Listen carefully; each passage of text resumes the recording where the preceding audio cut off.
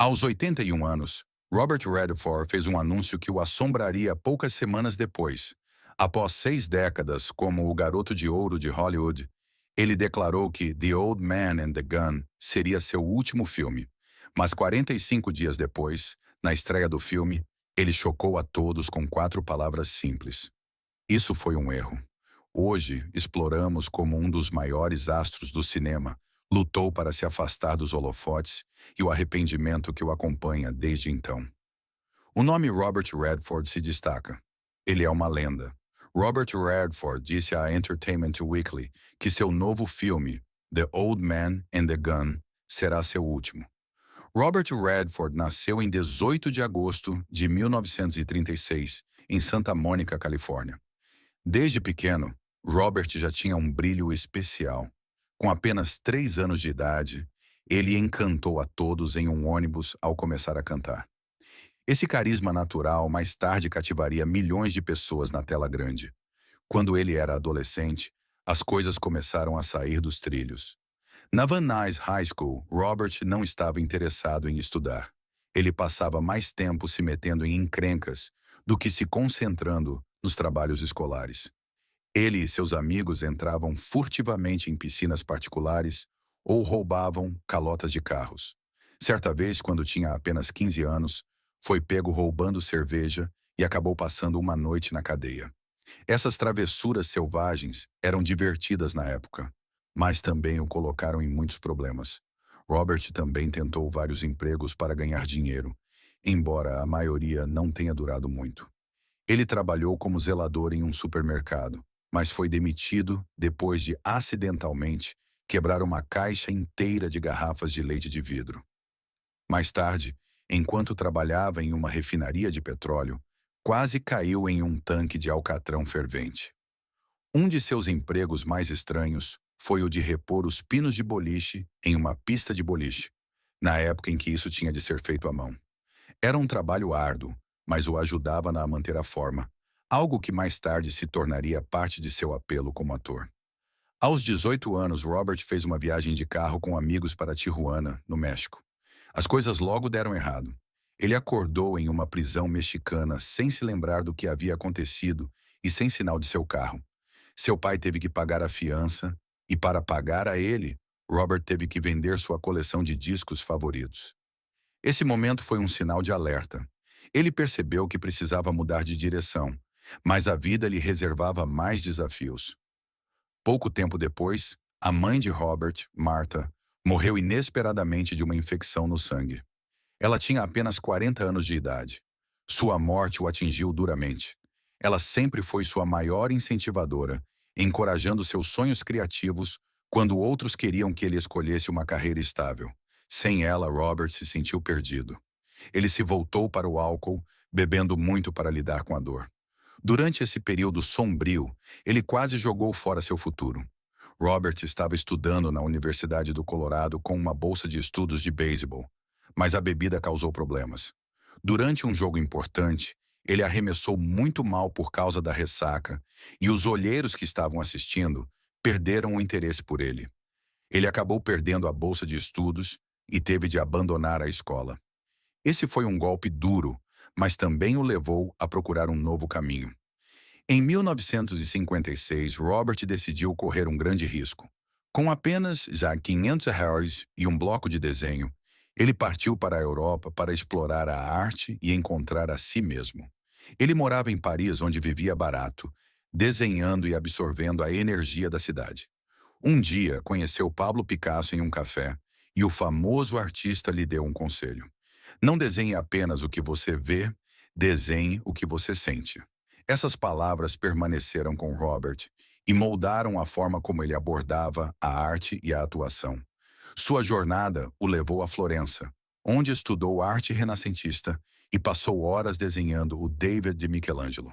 A beleza da escultura o deixou maravilhado e aprofundou seu amor pela criatividade. Mas nem tudo correu bem. Em Roma, ele foi preso por fazer um esboço na Capela Sistina, o que não era permitido. Foi outro encontro com a autoridade, mas isso não impediu sua paixão. Quando Robert voltou para o Ziquininois, em 1957, decidiu tentar atuar. Matriculou-se na American Academy of Dramatic Arts, em Nova York, onde rapidamente se destacou. Seu talento natural e trabalho árduo lhe renderam o principal prêmio de atuação da escola. Em 1959, conseguiu seu primeiro papel pequeno em uma peça da Broadway chamada Tall Story. Não foi um grande negócio na época, mas lhe deu um começo. Seu verdadeiro avanço veio em 1963, quando conseguiu o papel principal em Barefoot in the Park, uma comédia de Neil Simon. A peça quase não aconteceu porque os produtores queriam um astro maior, mas Simon acreditou em Redford. Quando a peça estreou, tornou-se um grande sucesso, com mais de 1.500 apresentações.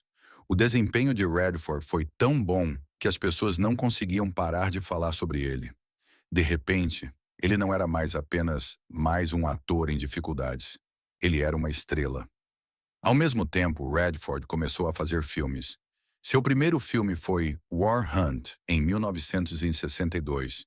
Era um filme de guerra pequeno e de baixo orçamento, filmado em apenas 15 dias. Redford interpretou um soldado que estava cansado de toda a violência e caos. No início, ele nem queria aceitar o papel porque achava que o roteiro era muito violento, mas mudou de ideia depois que algumas cenas foram suavizadas. O filme não teve um grande orçamento, nem grandes estrelas, mas os críticos o adoraram. Ele até ganhou prêmios. Essa foi a primeira vez que Hollywood começou a prestar muita atenção em Redford, embora ele não estivesse pronto para assinar um contrato de longo prazo. Ele queria escolher seus papéis com cuidado e manter o controle de sua carreira, mesmo que isso fosse arriscado. Enquanto construía sua carreira no cinema, Redford também apareceu na televisão. De 1960 a 1964, ele atuou em mais de 20 programas de TV. Uma de suas aparições mais memoráveis foi em The Twilight Zone. Em um episódio chamado Nothing in the Dark, ele interpretou um jovem misterioso que poderia ser a própria morte. Sua atuação foi tão poderosa que deixou uma impressão duradoura nos espectadores. Ele também apareceu em The Untouchables, interpretando papéis muito diferentes em 2 episódios, um como criminoso e outro como agente do FBI. Esses papéis na TV lhe deram a chance de mostrar sua versatilidade como ator e o ajudaram a ganhar mais reconhecimento no setor.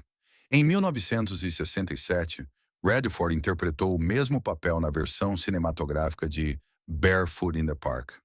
A essa altura, ele já estava ganhando fama, mas o estúdio ainda hesitava em escalá-lo para o filme. Redford estrelou ao lado de Jane Fonda, e a química entre eles fez do filme um sucesso. O filme rendeu mais de 19 milhões de dólares, um grande sucesso para a época. Esse filme provou que Redford podia conduzir um filme e o estabeleceu como um dos principais protagonistas de Hollywood. Mas o papel que fez de Redford uma superestrela veio em 1969 com Butch Cassidy and the Sundance Kid. Ele interpretou Sundance Kid, um fora-da-lei cheio de charme e com uma inteligência afiada. O que é surpreendente é que Redford não foi a primeira escolha para o papel. Grandes astros como Steve McQueen recusaram o papel, e os executivos do estúdio não tinham certeza sobre Redford. Eles achavam que ele era muito jovem e não era famoso o suficiente. Mas Paul Newman, que já havia sido escalado como Butch Cassidy, acreditou nele e convenceu o estúdio a dar uma chance. O filme era uma mistura de humor, ação e amizade, e o público adorou. Ele se tornou o filme de maior bilheteria do ano e transformou Redford em um nome conhecido. O sucesso de Butch Cassidy and the Sundance Kid não apenas tornou Redford famoso, mas também mudou sua vida de outras maneiras. Com o dinheiro que ganhou, ele comprou uma estação de esqui em Utah e a rebatizou de Sundance, em homenagem ao seu personagem no filme. Mais tarde, esse lugar se tornou a sede do Sundance Film Festival, criado por Redford para apoiar cineastas independentes. Depois de Butch Cassidy and the Sundance Kid, Redford tornou-se rapidamente um dos maiores nomes de Hollywood. No início da década de 1970, ele estrelou sucessos como Jeremiah Johnson e The Candidate. Esses filmes mostraram o quanto ele era talentoso e versátil. Em 1974, ele estava recebendo salários recordes, incluindo US$ 500.000 por seu papel em O Grande Gatsby. Por volta dessa época, ele também estrelou dois de seus filmes mais famosos, The Way We Were e The Sting, ambos lançados com apenas alguns meses de diferença. The Way We Were foi um drama romântico sobre duas pessoas muito diferentes que se apaixonam. Redford interpretou um escritor chamado Hubble, que se apaixona por uma ativista apaixonada interpretada por Barbara Streisand e se tornou um sucesso número 1. Depois veio The Sting, em que Redford se reuniu com Paul Newman e o diretor George Roy Hill. O filme sobre dois vigaristas que aplicam um grande golpe foi engraçado, empolgante e extremamente bem-sucedido. O filme rendeu milhões de dólares, ganhou 7 Oscars e rendeu a Redford sua primeira e única indicação ao Oscar de ator. Em meados da década de 1970, Redford estava no auge de sua fama. De 1974 a 1976, ele foi considerado o astro de maior bilheteria de Hollywood por 3 anos consecutivos. Durante esse período, estrelou 3 Days of the Condor, um filme de espionagem emocionante, e All the President's Men, que contava a história do escândalo de Watergate. All the President's Men não foi apenas um sucesso. Ele foi visto como um filme importante sobre jornalismo e verdade. Os filmes de Redford durante esse período não eram apenas divertidos, mas também significativos, provando que ele era mais do que apenas um rosto bonito. Um dos principais motivos do sucesso de Redford foi sua forte parceria com diretores como Sidney Pollack e George Roy Hill. Pollack trabalhou com ele em 7 filmes, incluindo The Way We Were e Out of Africa. Esse último ganhou 7 Oscars e se tornou um dos dramas românticos mais amados de todos os tempos. Com Hill, Redford fez clássicos como Butch Cassidy and the Sundance Kid e The Sting. Essas colaborações trouxeram à tona o melhor de Redford, ajudando-o a criar alguns de seus papéis mais icônicos. Embora Redford tenha sido indicado ao Oscar de ator apenas uma vez, mais tarde ele ganhou o Oscar de direção por Ordinary People em 1980 e recebeu o Lifetime Achievement Award em 2002. Embora muitos achassem que sua atuação merecia mais prêmios, Redford nunca deixou que isso o definisse. Ele ficou conhecido por escolher papéis inteligentes, desafiadores e significativos. Seus personagens geralmente tinham uma força tranquila e integridade moral que refletiam sua própria personalidade. Mesmo sendo um dos maiores astros de Hollywood, ele se concentrava em histórias importantes. No final da década de 1970, Redford não era apenas um astro, ele era uma lenda. Sua combinação de boa aparência, inteligência e profundidade fez com que ele se destacasse. Seja em filmes de suspense, romances ou dramas, Redford sempre teve atuações que o público adorava. Aos 44 anos, Robert Redford tomou uma atitude surpreendente. Conhecido como um astro de Hollywood, ele decidiu dirigir um filme pela primeira vez. Em 19 de setembro de 1980, ele lançou Ordinary People. Esse filme não era nada parecido com os filmes glamurosos em que ele havia atuado antes.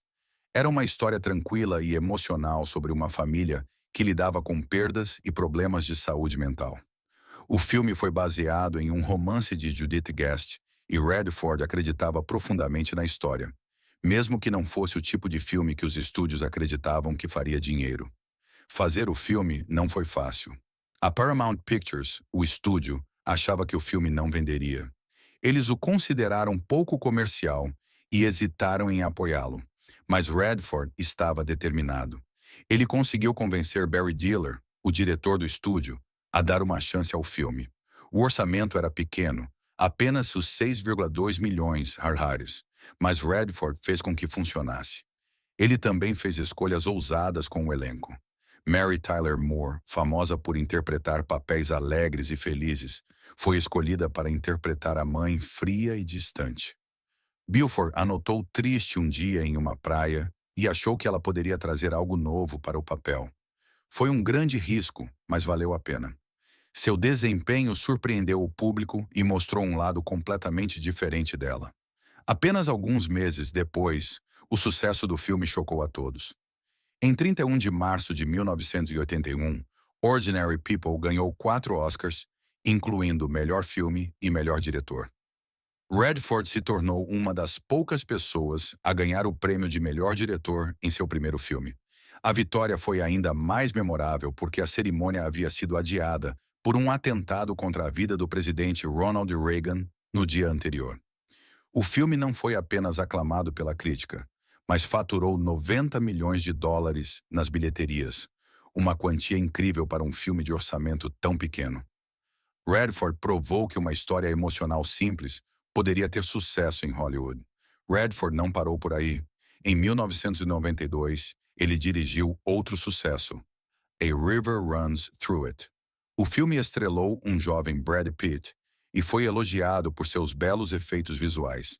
Embora a história se passasse em uma parte de Montana, Redford optou por filmar em um local diferente por motivos práticos. Algumas pessoas reclamaram dessa escolha, mas a cinematografia de tirar o fôlego conquistou a maioria dos críticos. A atenção de Redford aos detalhes era evidente em cada cena. Em uma cena, a equipe usou um truque inteligente, mergulhando um molinete de pesca na água e puxando a linha para que ficasse com a aparência certa. O filme ganhou um Oscar de melhor fotografia e comprovou o talento de Redford como diretor. Embora na direção tenha se tornado uma paixão, Redford não desistiu de atuar. Em 1993, Robert Redford assumiu um papel surpreendente em Proposta Indecente, um filme que despertou muitas conversas. Ele interpretou John Gage, um bilionário que oferece a um casal, interpretado por Demi Moore e Woody Harrelson, $1 milhão por uma noite com a esposa. Essa ideia, por si só, foi suficiente para atrair a atenção de todos. O filme faturou $266 milhões em todo o mundo, embora nem todos os críticos tenham gostado dele. Redford era conhecido por interpretar mocinhos. Portanto, esse papel como um personagem moralmente questionável chocou muitas pessoas. Aos 56 anos de idade, ele mostrou que não tinha medo de desafiar sua imagem. O interessante é que Redford não queria aceitar o papel em um primeiro momento. Ele só concordou depois que foram feitas alterações no roteiro e lhe foi oferecido um grande pagamento de $7 milhões. O filme se tornou tão popular que deu início a debates sobre amor, dinheiro e moral, inspirando até paródias. Ele também ajudou Hollywood a trazer de volta os thrillers a vapor por um curto período. Apesar da controvérsia, a atuação de Redford se destacou porque ele tornou o personagem charmoso e um pouco simpático. Em 1998, Redford dirigiu e estrelou o filme The Horse Whisperer, baseado em um livro best-seller. Essa foi a primeira vez desde Pessoas Comuns, em 1980, que ele atuou e dirigiu o mesmo filme. Foi um grande projeto que custou os 60 milhões ARLs, um valor alto para um drama na época. Redford foi muito cuidadoso ao fazer as coisas direito. Ele filmou em locações reais em Montana, procurando os ranchos perfeitos durante meses.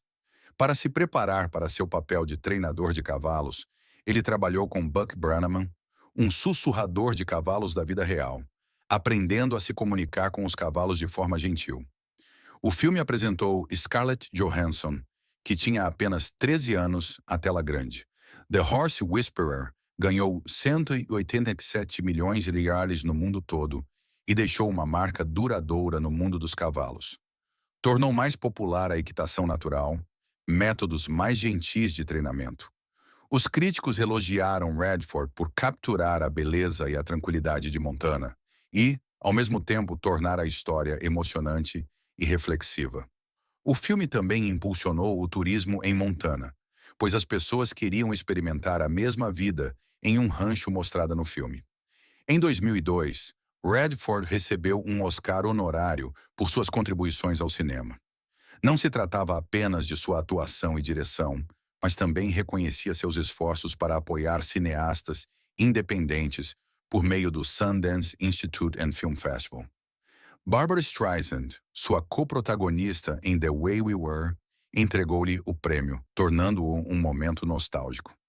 Durante seu discurso, Redford falou sobre a importância de apoiar novos artistas e dar-lhes liberdade criativa.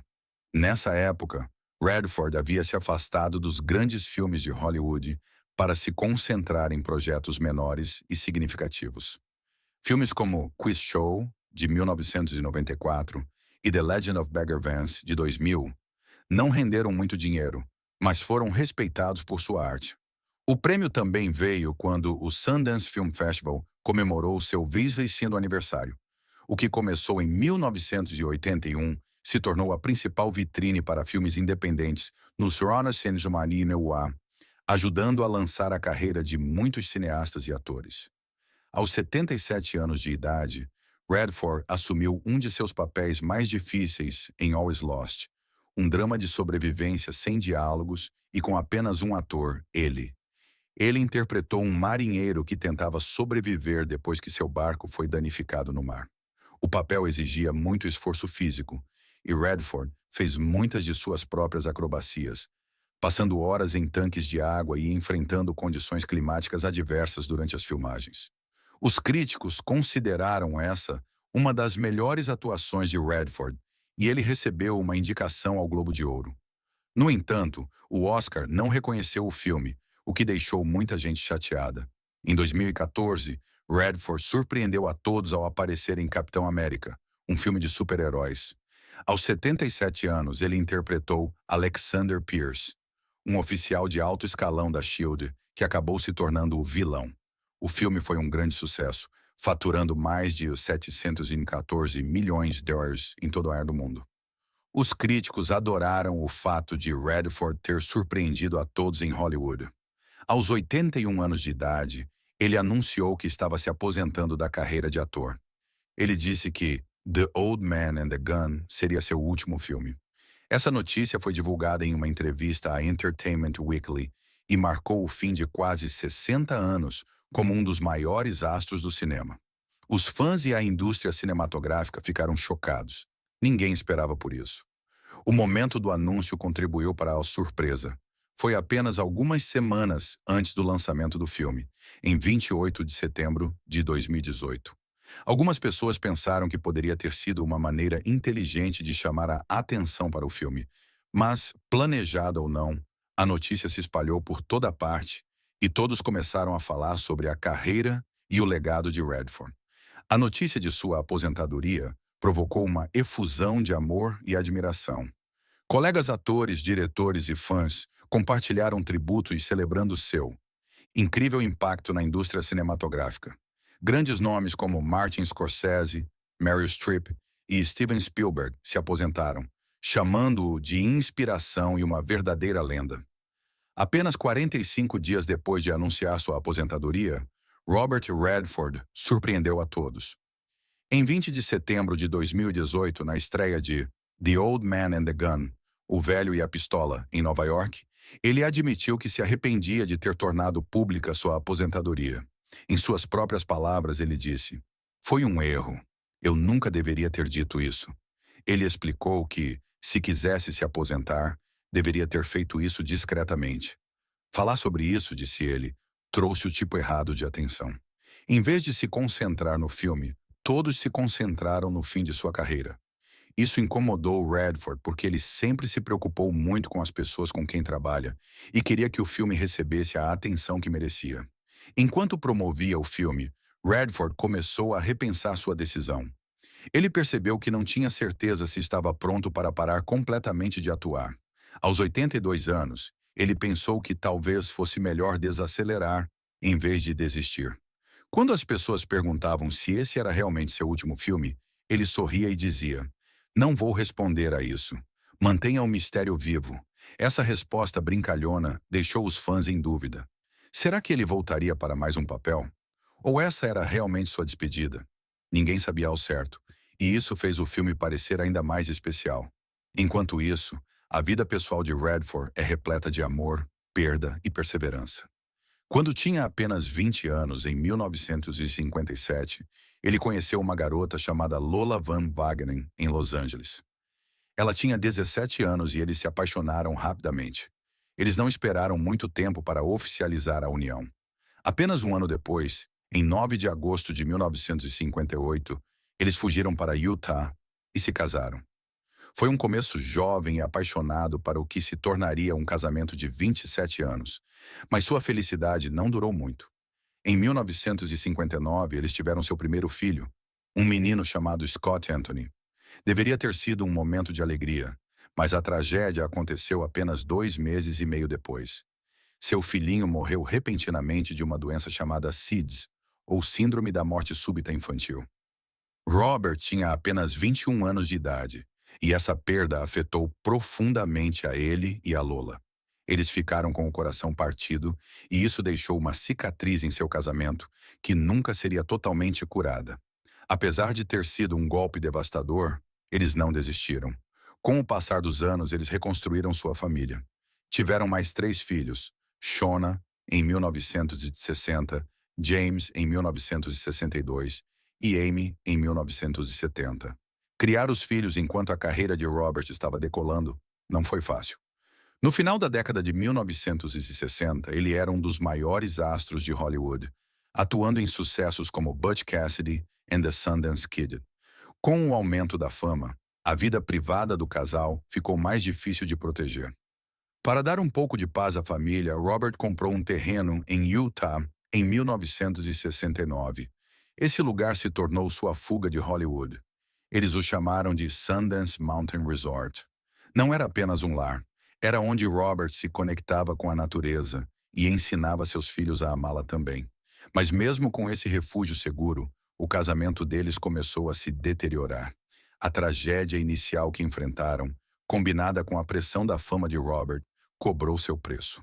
Em 1985, depois de 27 anos juntos, Robert e Lola se separaram. O divórcio foi finalizado no mesmo ano. Por muito tempo depois disso, Robert permaneceu solteiro. Ele se concentrou em seu trabalho e nas coisas com as quais se importava, como a proteção do meio ambiente. Então, em meados da década de 1990, ele conheceu Sibylla Sagars, uma pintora da Alemanha. Ela compartilhava seu amor pela natureza e pela criatividade. Eles demoraram a se conhecer, morando juntos por anos antes de decidirem se casar. Em 2009, quando Robert tinha 72 anos de idade, eles fizeram um pequeno casamento em Hamburgo, na Alemanha. Foi uma cerimônia tranquila e significativa que refletiu os valores que compartilhavam. Robert sempre foi muito ligado à família, e ser pai e avô significa muito para ele. Ele tem 7 netos e adora fazer parte da vida deles. Mas a tragédia voltou a acontecer em outubro de 2020. Seu filho, James, que havia seguido os passos do pai como cineasta, faleceu de câncer de fígado aos 58 anos de idade. Foi outra perda dolorosa, mas Robert sempre encontrou uma maneira de seguir em frente, por mais difícil que a vida seja. Em meio a todos os altos e baixos, a vida de Robert tem sido manter-se fiel ao que é mais importante: sua família, seu amor pela natureza e seu desejo de tornar o mundo um lugar melhor. Robert Redford mudou o mundo do cinema independente quando fundou o Sundance Institute em 15 de junho de 1981. No auge de sua carreira de ator, quando ganhava os 5 milhões de dólares por filme, ele usou os 19 milhões de dólares de seu próprio dinheiro para criar um lugar onde os cineastas pudessem se concentrar na criatividade sem a pressão das exigências comerciais de Hollywood. Ele construiu esse instituto nas pacíficas montanhas de Utah, uma iniciativa ousada em uma época em que Hollywood dominava a produção cinematográfica. Em seu primeiro ano, Redford selecionou pessoalmente 10 cineastas entre milhares de candidatos para um laboratório de cineastas. Entre eles estava Quentin Tarantino, que mais tarde creditou a Sundance a salvação de sua carreira. Esses cineastas se hospedaram no Sundance Resort de Redford, morando em cabanas simples e trabalhando longas jornadas de 18 horas por dia para aprimorar sua arte. O próprio Redford ficava acordado até tarde, às vezes até às 3 horas da manhã, ajudando-os a desenvolver seus roteiros. O Instituto enfrentou desafios no início. Os executivos de Hollywood zombavam dele, chamando-o de comuna hippie para atores fracassados. Alguns estúdios até tentaram impedir sua formação, preocupados com a possibilidade de criar concorrência. Mas Redford estava determinado. Ele usou seus contatos, pediu favores a amigos e até hipotecou sua casa para manter o instituto vivo em tempos difíceis. Em 1985, Redford expandiu sua visão ao assumir o Utah US Film Festival, que estava em dificuldades. Ele o rebatizou de Sundance Film Festival e o transformou completamente. O primeiro Sundance Festival exibiu 86 filmes para um público de 13 mil pessoas. Em 2020, ele havia crescido para exibir 218 filmes para mais de 120 mil participantes de 27 países. O festival não celebrou apenas os filmes, mas também o impacto econômico, gerando 182,5 milhões para Utah em 2019. Mais importante ainda, o Sundance lançou a carreira de inúmeros cineastas. Filmes como Reservoir Dogs, The Blair Witch Project e Get Out estrearam no Sundance, comprovando a capacidade do festival de destacar talentos inovadores. No entanto, o processo de seleção é extremamente competitivo. Em 2020, apenas 1,4% dos 15.100 filmes inscritos foram escolhidos, tornando o Sundance mais difícil de entrar do que Harvard. Embora o festival receba a maior parte da atenção, o Sundance Institute trabalha durante todo o ano para apoiar os cineastas. Desde o início, já ajudou mais de 11 mil artistas por meio de programas como o Screenwriters Lab, canal laboratório de roteiristas, em que quase metade dos participantes vê seus roteiros transformados em filmes, uma taxa de sucesso muito acima da média do setor. Em 2015, o Sundance Ignite Fellowship começou a orientar jovens cineastas de 18 a 25 anos, com foco naqueles de comunidades subrepresentadas. Em 2019, o Sundance também lançou uma plataforma online chamada Sundance Co/Abe, oferecendo aulas de cinema e oportunidades de networking para mais de 1 milhão de usuários de 150 países. Isso tornou a educação cinematográfica de alta qualidade mais acessível do que nunca. A influência do Sundance no cinema independente foi enorme. Antes de Sundance, os filmes independentes eram vistos como de nicho ou experimentais. Isso mudou em 1989, quando Sex, Liaison Videotape estreou em Sundance e ganhou a 36,7 milhões, com um orçamento de 1,2 milhão. Isso mostrou que os filmes independentes podiam ser bem-sucedidos, tanto artística quanto financeiramente. Os grandes estúdios perceberam e começaram a criar divisões independentes para lucrar com as descobertas de Sundance. Filmes como Pequena Miss Sunshine, comprado em Sundance por 5 milhões, faturou os 100,5 milhões em todo o mundo, provando como Sundance pode transformar pequenos filmes em grandes sucessos. O Sundance também apoia novas formas de contar histórias. Ele ajudou a criar programas de TV de sucesso, como Transparent e The Handmaid's Tale, e lançou uma exposição de RV em 2018, mostrando seu compromisso com a tecnologia inovadora. O Instituto de Redford também defende a diversidade. Programas como o Indigenous Program, Programa Indígena, iniciado em 1994, apoiaram cineastas nativos e indígenas, resultando em obras como Smoke Signals, Sinais de Fumaça, e Reservation Dogs, Cães da Reserva. A iniciativa Mulheres em Sundance ajudou a aumentar a representação feminina, com 46% dos filmes na competição de 2020 dirigidos por mulheres. Um forte contraste com Hollywood, onde as mulheres dirigem apenas 4% dos filmes de maior bilheteria. Aos 87 anos, Robert Redford continua empenhado em apoiar novas vozes no cinema. Embora tenha se afastado da direção do festival em 2019, sua influência continua. O Sundance agora concede 3 milhões de dólares por ano em subsídios para cineastas emergentes, com foco em grupos subrepresentados. Muitos cineastas que começaram a trabalhar no